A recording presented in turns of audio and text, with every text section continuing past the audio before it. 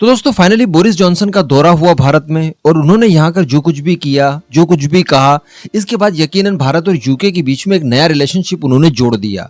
इस बात को हमें कहीं ना कहीं स्वीकार करना होगा, क्योंकि हम लोग ये तो जरूर जानते हैं कि यूके भारत के लिए कभी भी एक अच्छा सहयोगी नहीं हो सकता, एक अच्छा दोस्त नहीं हो सकता, कभी भी भरोसेमंद नहीं हो सकता। लेकिन बोरिस जॉनसन की अगर बात की जाए तो वो पर्सनली भारत के लिए यकीनन यूके के सबसे अच्छे प्रधानमंत्री साबित होंगे, इसमें कोई इफ एंड बट नहीं है।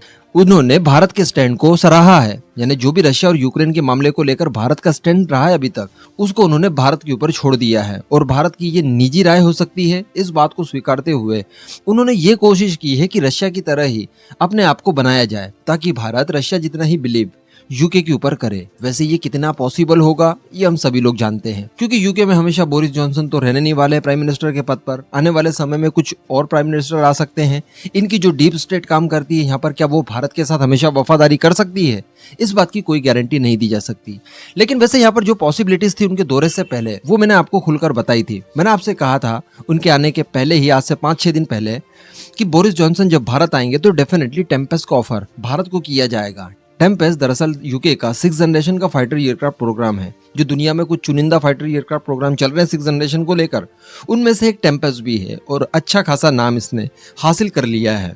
मैं आपको बता दूं कि जब बोरिस जॉनसन भारत आए तो टेम्पेस्ट परियोजना से जुड़े कई सारे ऑफिशियल्स भारत आए थे, यानी अल्टीमेटली उनका गोल टेम्पेस्ट प्रोग्राम को लेकर भारत से लंबी चौड़ी बातचीत करना था।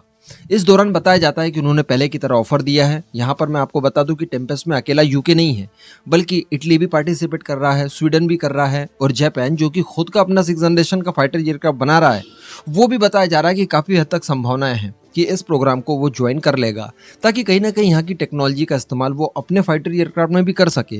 क्योंकि अभी तक जापान ने कोई भी इस तरह का फाइटर एयरक्राफ्ट डेवलप नहीं किया है। हालांकि भारत को इस मामले में थोड़ा बहुत एक्सपीरियंस जरूर है, क्योंकि हम लोगों ने तेजस बनाया है और एमका को बना रहे हैं, और एमका को बनाने के लिए ज्यादातर सब सिस्टम्स हम लोगों ने तैयार भी कर लिए हैं। अब बात आ जाती है यूके के ऑफर की, तो यूके ने टेम्पेस्ट के ऑफर के साथ साथ भारत को टेक्नोलॉजिकली मदद करने की बात भी कही है, तेजस मार्क 2 परियोजना और साथ ही एमका परियोजना के लिए। इसी के साथ साथ नेवी के फील्ड से रिलेटेड बात की जाए तो इलेक्ट्रिक प्रोपल्शन सिस्टम के बारे में दोनों देशों के बीच में डिटेल चर्चा हुई है। कोई बड़ी घोषणा जल्दी ही हम लोग सुन सकते हैं। इंजन्स को लेकर जो जेट इंजन वगैरह होते हैं, हम लोग जानते हैं कि पहले हम लोग रोल्स रॉयस के काफी करीब थे और इंजन डील लगभग उससे तय होने ही वाली थी, लेकिन फिर बीच में खबरें आई कि हम लोग फ्रांस के साथ ये फाइनली डिसाइड कर चुके हैं। लेकिन फिर भी एक नेक्स्ट जनरेशन इंजन के लिए कोई ना कोई डील आने वाले समय में रोल्स रॉयस और भारत के बीच में संभव हो सकती है। यहाँ पर मैं आपको बता दूं कि टेम्पेस्ट परियोजना में भारत अगर जुड़ता है तो उसके कुछ फायदे तो है ही हैं, लेकिन साथ ही साथ कुछ नुकसान भी है।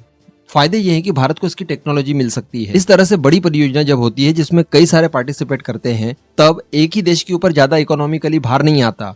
सभी अपना अपना कंट्रीब्यूट करते हैं टेक्नोलॉजी में, फंड में। इस वजह से थोड़ा थोड़ा देकर ही आप इस परियोजना को आगे बढ़ा सकते हैं। और बात अगर आ जाती है 6th जनरेशन की, और अगर समय के साथ हमें कदम से कदम मिलाकर चलना है तो इनके जितना जल्दी ही हमें 6th जनरेशन का फाइटर एयरक्राफ्ट हमारे लिए चाहिए। क्योंकि अगर हम लोग हमारे खुद के बूते बनाने बैठे तो जब ये लोग 6th जनरेशन का इस्तेमाल कर रहे होंगे, उस समय हम लोग 5.5 जनरेशन का एमका मार्क 2 इस्तेमाल कर रहे होंगे। यानी दुनिया के साथ चलने के लिए हमारे लिए बेहतरीन मौका है कि हम लोग टेम्पेस्ट परियोजना से जुड़ जाएं।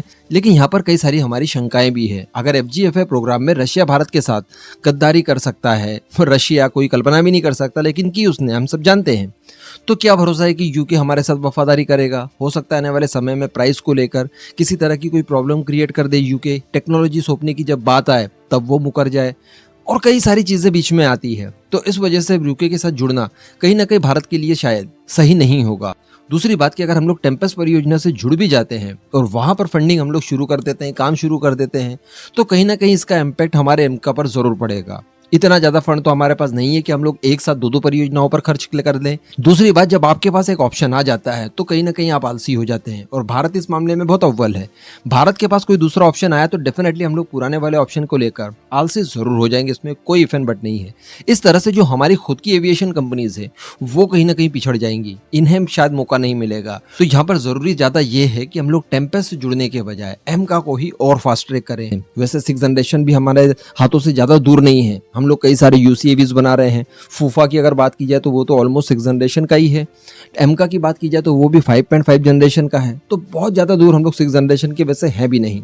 अब इस पूरे मुद्दे पर आपका क्या मानना है, नीचे कमेंट करके जरूर बताइएगा।